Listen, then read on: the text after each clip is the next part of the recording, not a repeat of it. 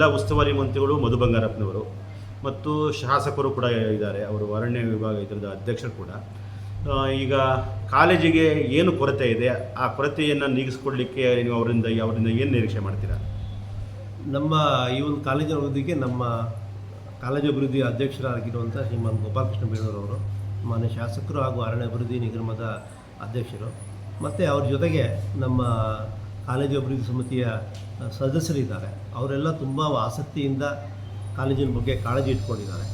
ಕಾಲೇಜಿಗೆ ಮುಖ್ಯವಾಗಿ ಬೇಕಾಗಿರುವುದು ಅಂತ ಹೇಳಿದ್ರೆ, ನಮಗೆ ಹೊಸ ಬಿಲ್ಡಿಂಗ್ ಆಗಿದೆ, ಅದರಲ್ಲಿ ಸುಸಜ್ಜಿತವಾಗಿರುವಂಥ ಲ್ಯಾಬ್ಗಳು ಬೇಕು ನಮಗೆ.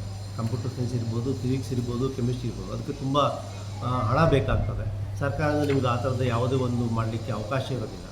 ಅದನ್ನು ಮಾಡಿಕೊಟ್ರೆ ನಮಗೊಂದು ಸುಸಜ್ಜಿತವಾಗಿರುವಂಥ ಒಂದು ಆಡಿಟೋರಿಯಂ ಬೇಕು. ನಮ್ಮ ಕಲ್ಚರಲ್ ಪ್ರೋಗ್ರಾಮನ್ನು ನಡೆಸಲಿಕ್ಕೆ, ಮಳೆಗಾಲದಲ್ಲೆಲ್ಲ ನಾವು ಪ್ರೋಗ್ರಾಮ್ ನಡೆಸಲಿಕ್ಕೆ ಆಗಲ್ಲ. ಒಂದು ಸಭಾಂಗಣದ ಅವಶ್ಯಕತೆ ತುಂಬ ಇದೆ.